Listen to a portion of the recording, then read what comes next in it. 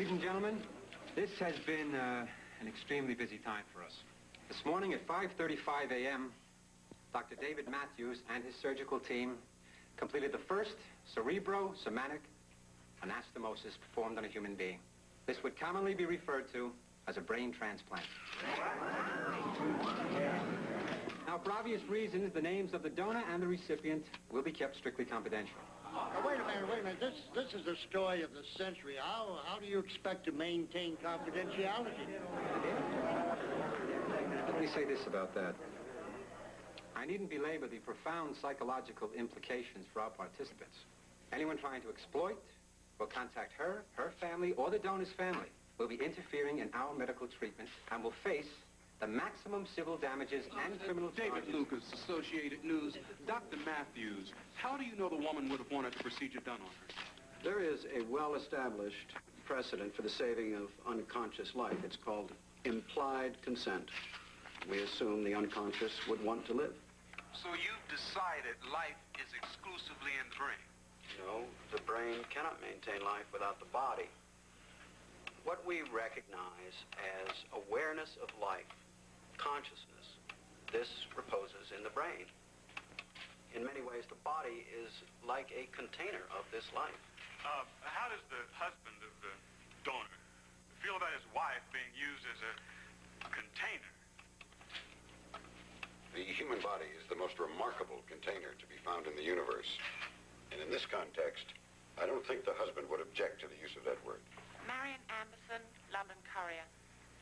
How much time were the families given to make their decisions? We were working with a 2 to 4 hour window during which the procedure had to be completed.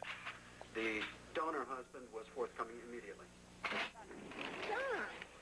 Could not be located until after the surgery. What's wrong? Something wrong with Julia? What's happened? Don't you have to tell me? Were brought to us by city paramedics who were called to the incident. To answer your question, no. Neither woman ever regained consciousness. Doctor, suppose she doesn't want to live in another woman's body. The question is valid.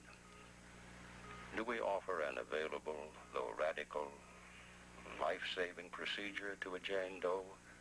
Or should she be left to die while we debate the pros and cons? Remember that for decades, we have had raging debate about abortion and life support systems. Yet we still haven't defined when life begins or when it ends. So if, while surgeons probe the mysteries of the body, the soul seems abandoned, it is not so. I feel quite confident in reassuring you, if you need such reassurance, that God in his infinite wisdom will watch out for the soul, especially on the eve of his son's birthday. Good night, and God bless this Jane Doe.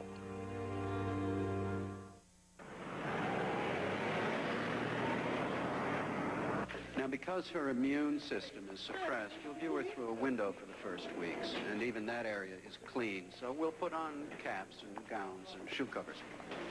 Is she in pain? That's a very good question, because the pain from this could be devastating. But we implanted EBS electrodes in her brain to stimulate the release of endorphins, which are the body's own painkiller. They'll keep her in a painless sleep until she's healed enough to awaken. Dr. Papenbrook to ICU stand.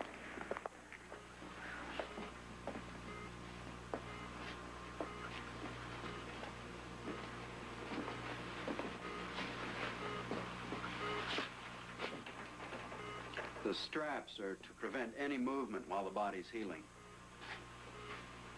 Daddy, you look.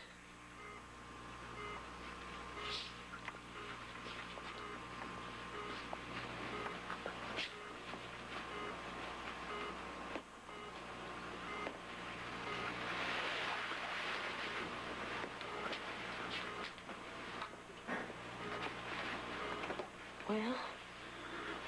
I don't know. She's all right, I guess. That's not Julia. It's somebody else.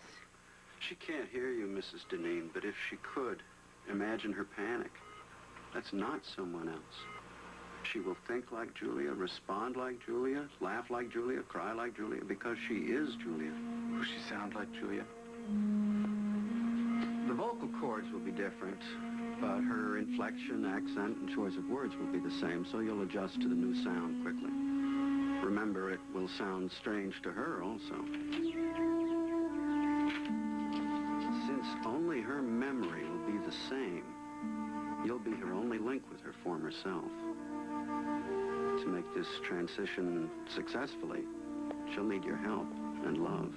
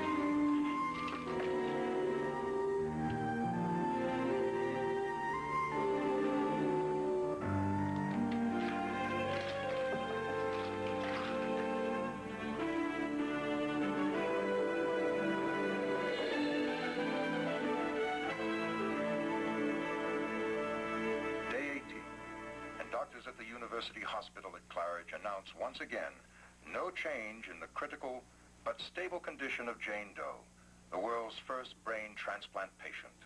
There is no precedent, and the claim is Senator Roddy, may I finish, please? The seat of consciousness is in the brain, and legal precedent establishes death not by heart failure, but by flat brain waves.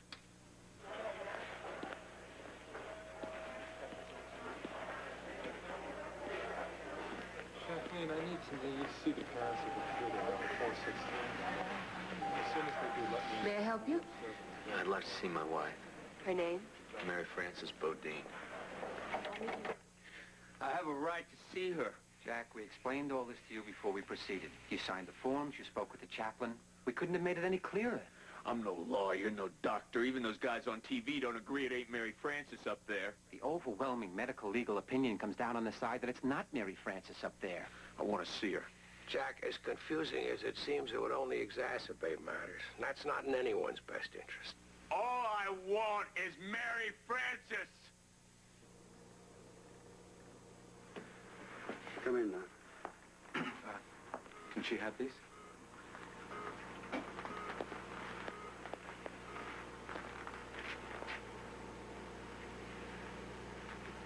Come on.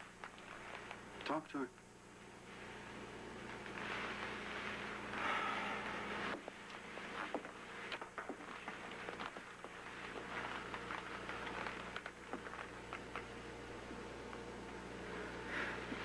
No, I can't. Watch what you say. She may be able to hear you. She needs to hear you.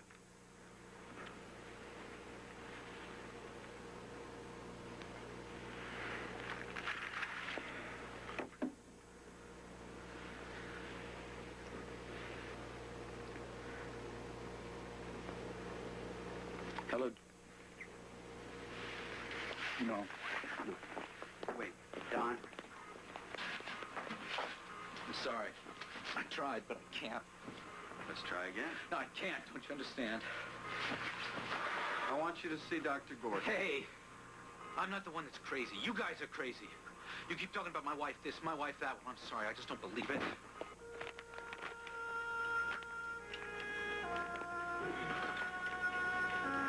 How do you like these roses, Julia?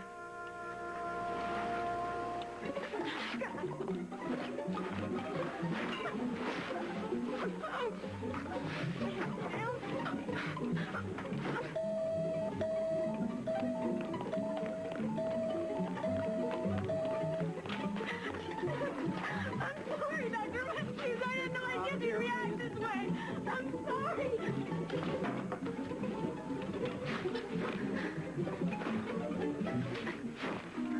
Easy now. Easy now. Easy now. Easy. Easy. That's it. That's it. What kind of reaction? Intense. Involuntary, but she smelled the roses. And that's the key. And we think she's capable of much more right now. Voluntary movement, a smile, a nod, a hand squeeze. But first, we need to turn off the EBS electrodes. Isn't that what prevents her from feeling pain? Exactly, but it's also blocking nearly all outside stimuli. She has no impulse to wake up, and we'd wean her from it if we could, but there's no dial that we can turn down. It's more like a switch that one must turn off. It's a little late to be asking my permission. No, we're asking your help, Don. You see, when the electrodes are turned off, Julia could go into a profound shock. Now, she needs a motivation strong enough to make her want to wake up instead of letting go. We hope that's you. Dr. McCarty, dial 615. We'll call you in when we're ready. Dr. McCarty, dial 615.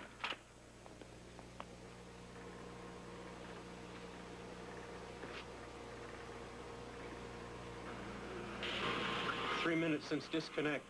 Damn. Jules, you have nothing? Nothing. Wait a minute, Matt. There's a high amplitude reading left caudate. Motor and accessory areas gaining potential. There's definite movement. She's trying to move, Matt. What do you see? Nothing. Keep watching. Talk to her. Someone talk to her. Julia, are you awake? My name is Dr. Matthews. I want you to move your hand, Julia. She can hear you, Matt. I know she can. And she can hear you, too. I think you better turn off the intercom. Have Kathy bring messages to us. Julia, you've got to wake up now, Julia. You've been sleeping a long time. Wake up, Julia. Dr. Matthews, Dr. Haverford thinks she might be able to see if you open her eyelids. Julia, are you listening? I'm going to open your eyes. I'm reaching down now. And now I'm touching your lids. She's going into shock. She's losing consciousness, Matt. Kathy, 1 gram solucortef, stat. Open up those fluids. Gordon, get Don in here. Julia, wake up, Julia. If Don sees her the way we just did, he'll never come around. She's giving up. Get him in here. We're losing her. Julia, wake up, Julia. BP stabilizing. 50 over 30. Don, come in here. Come on, I need you. Talk to her, see if we can reach her.